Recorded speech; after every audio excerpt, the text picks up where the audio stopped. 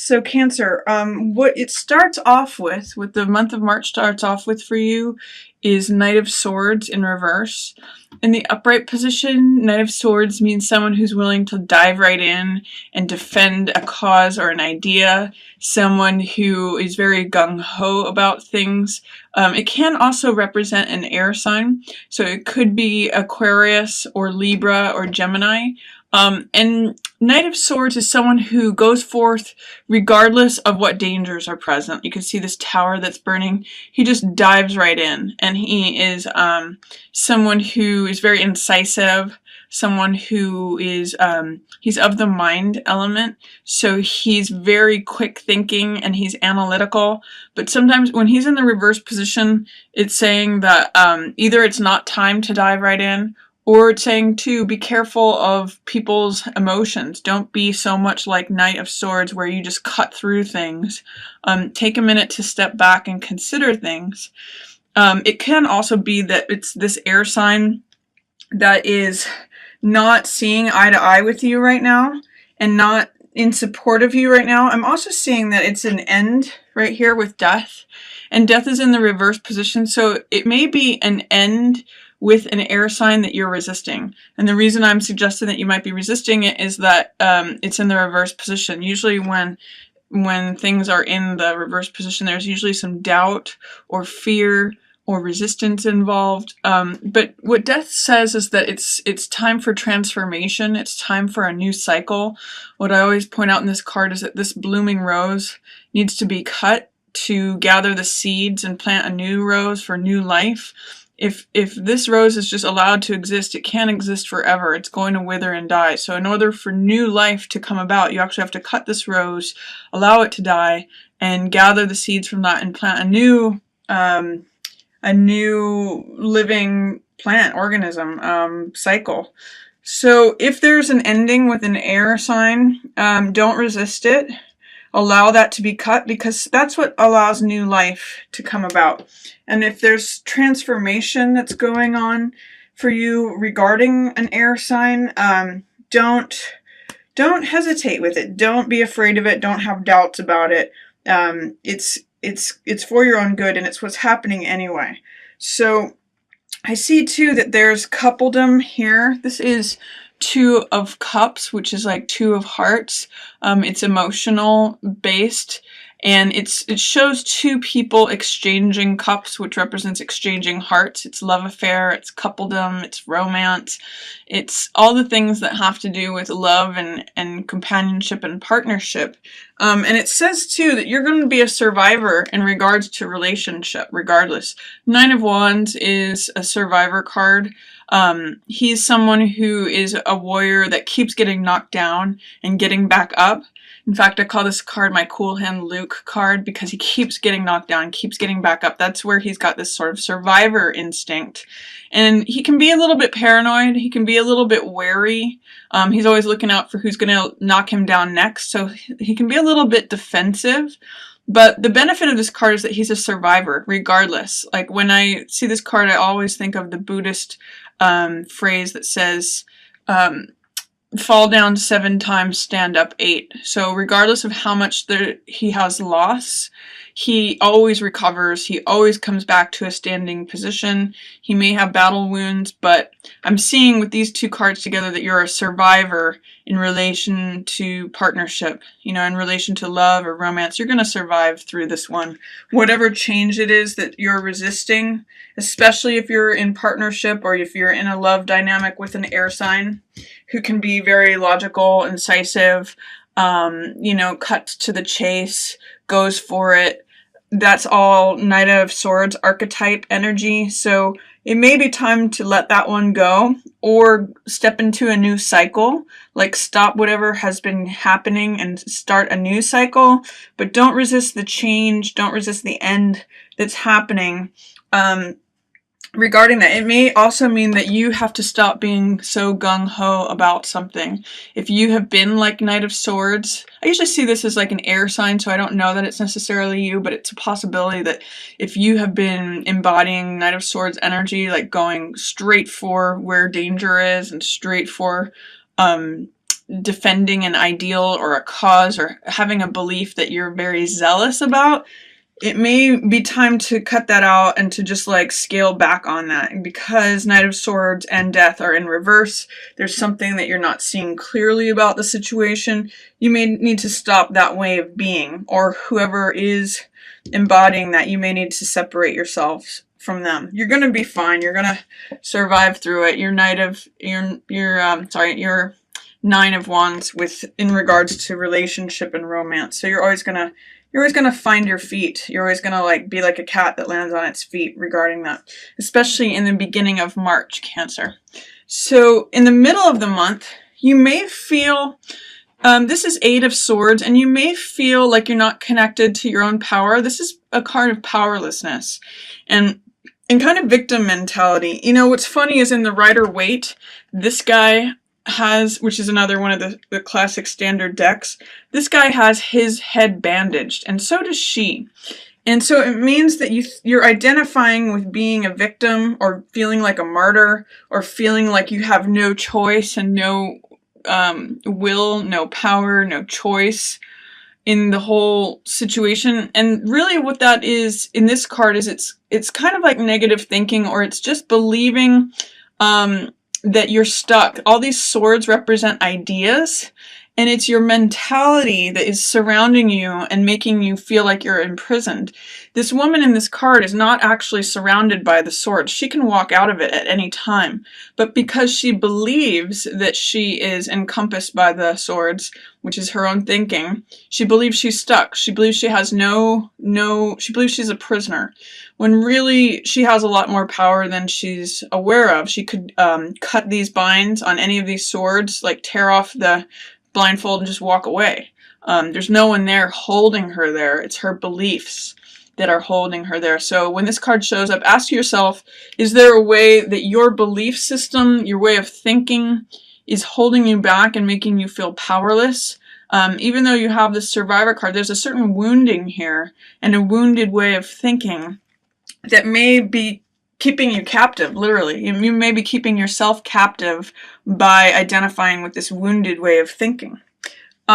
If you are experiencing feeling overwhelmed or overburdened in the middle of the month, this is Ten of Rods, and this is carrying too much. It means like feeling like your back is going to break with all the responsibilities that you've collected. The fact that it's in the reverse position suggests to me that there might be an easing up of that. Like if you have been feeling overwhelmed and like you're carrying too much, that you might see some relief with that in the middle of the month. And the way out of this card is to put down what's not necessary. So if you're carrying 12 different things, look at what it is that you are feeling is pressing on you, and see if you can put down some of the weight. Even if you can let go of a third of your load or half of it, then it's going to feel a lot lighter. You're going to feel less weary, less stuck. Because all three of these cards, Nine of Wands, Eight of Swords, and Ten of Wands, have this very sort of oppressed, stuck feeling. This one gets through it, but he is always sort of looking for the next problem, looking for the next person who's going to attack him. So see if you can let go of some of the things that you're carrying, and you may actually also realize that it's your thinking that is really imprisoning you, Cancer. It's really, you can always change your thinking, and you may find that these shackles start falling off. Also, in the middle of the month, you have Four of Cups. This means the world is wanting to offer you something that's going to fill your heart. You need to, however, see it and be in a place to receive it. When Three of Cups down here in the foreground is the focus and attention of all that is, then sometimes it's easy to miss this fourth cup that the world is trying to offer you. This is kind of like a Rip Van Winkle card where he's asleep and the figure is just consumed with what's going on in his own mind, in what's going, or his or her mind, and just consumed with what exists, how things are. You know, it's to me, in some ways, echoing this for you, because it's like saying, oh, I'm stuck. Things are always just going to be the way they are. I can't move. Same with this one, is that this is all I've got. This is all that I can expect to get. This is all the happiness and joy that I'm ever going to get. And, you know, I'm not going to move. The weeds are kind of growing around him. But also the promise of this card is that if you look up and out of yourself, the world is trying to hand you more. The world is trying to hand you another cup that will fulfill you, that will fill your heart, that will emotionally sustain you. So try to look up and out of yourself. Not just look at what is, what's always going to be, how things are always going to remain the same, but what else that might fill your heart. It's interesting too because we have in this column, I'm seeing some cups energy and then devil, which can also sometimes mean passion. So if you were in this relationship, feel like a survivor, or feel like a survivor in terms of partnership in general, feel like you're always getting knocked down and need to get back up. Look at what more the world may be trying to offer you. There might be a lot of passion involved with that. You might find that something is all of a sudden ignited in terms of, you know, the way you currently view partnership, what else you could receive, and then you might have some passion happening there. It might be very, you know, fulfilling, sort of seductive thing if you can open yourself up to it. And this card too says you want to spend some time envisioning things.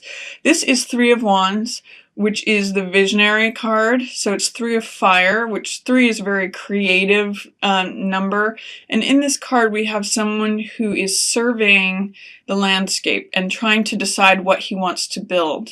So it's open, flat land. It's all in potential status. It's nothing has been built yet, but he's spending time envisioning what he wants to build. And I think it is probably worthwhile for you, Cancer, in the middle of the month to start dreaming, start envisioning what it is that you want. Because this 3, they've kind of got some interesting 3 energy here. This is 4 of cups, but really those 3 cups are what is. And then you've got this 3 of wands, which is about being spontaneous, creative, envisioning things, dreaming, planning, asking yourself what it is that you want to create. Because if you remain in this 9 of wands or this 8 of swords or even 10 of wands energy, you're just going to feel like you're carrying the same thing. I'm thinking of like Sisyphus, rolling the ball up the hill, rolling the ball down the hill, rolling, like kind of an almost, is this all there is energy. But open yourself up. Like shake yourself out of whatever sleep you're in. Open your eyes and look up and start dreaming and envisioning what it is you want to create. Towards the end of the month, I see a couple different things happening here. You've got 2 major arcana cards surrounding another major arcana card. So at the end of the month, it seems as though there's something kind of important that is coming into your focus. It has to do with intuition and truth, trusting those things. I'm going to say a little bit more about those, but I'm going to talk about this card first. This card is 5 of swords, and 5 of swords I call picking up the pieces. So it's looking at what the sun has set on, and I'm going to show you in this card how it echoes. There's a setting sun in this death card when things ended, and this card too echoes that setting sun. What's happening here though is that someone is picking up the swords that are left out on the battlefield. So if something is coming to a conclusion, if something is ending, likely related to this, see what it is that you can gather and take away from it, because this swords energy is insight, it's ideas, it's thoughts. It can be even like tidbits of wisdom that you're collecting and saying, okay, I've been through that battle. This is what I'm taking away from it. This is my takeaway. This is my insight. I'm collecting these insights and knowledge from having been through this.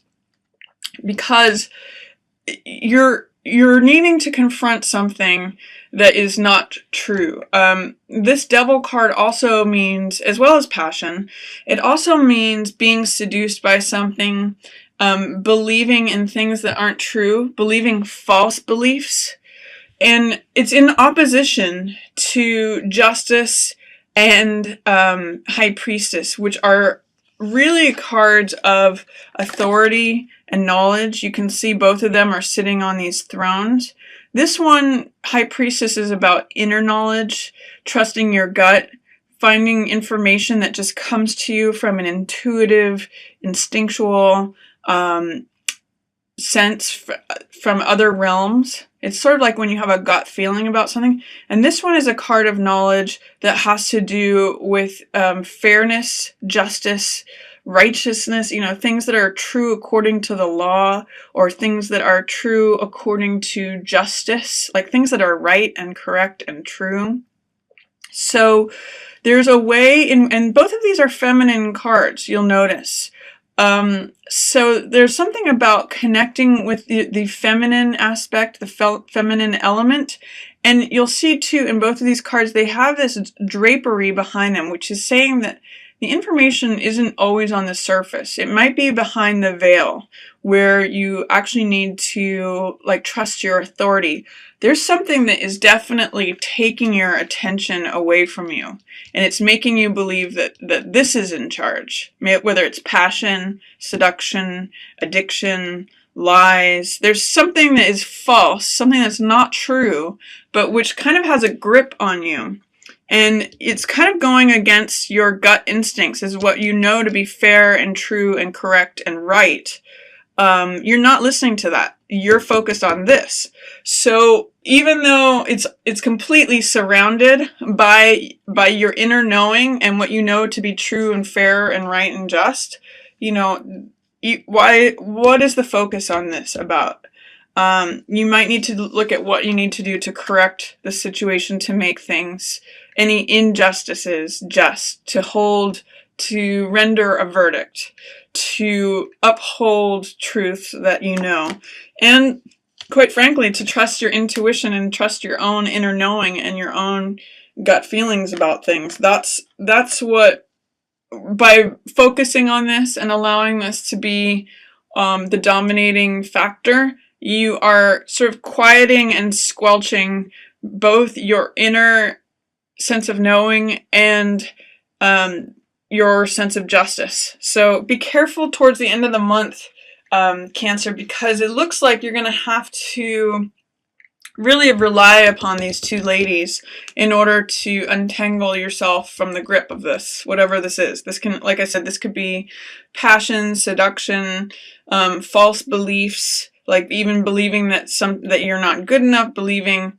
something that's not true. Maybe information that was told to you that's not true, but yet you're believing it anyway.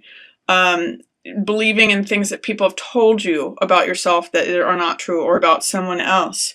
In this card, I just always like to point out that in the Rider-Waite, there's a man and a woman who each have chains around their neck, and the chains are loose enough that they can just take them off. They always have the ability to leave, just like in this card. But it's their belief in this character and belief in this structure or belief system that is keeping them stuck. So for March, you may want to consider, Cancer, in what ways are you stuck? In what ways are you not listening to yourself? And in what ways are you telling yourself things that are not true? And in what ways is that keeping you in one place, keeping you restricted, keeping you feeling powerless, and like a lesser version of yourself?